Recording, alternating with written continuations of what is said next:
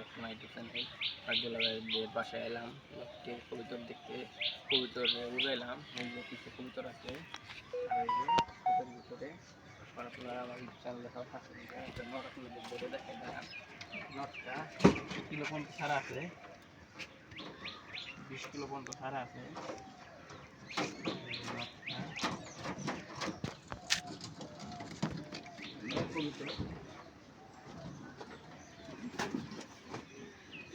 নটটা 20 কিলো পর্যন্ত ছাড়া নট।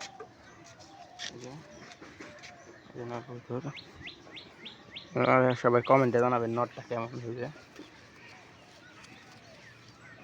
নট কবুতর মাশাআল্লাহ অনেক উড়ে যায়।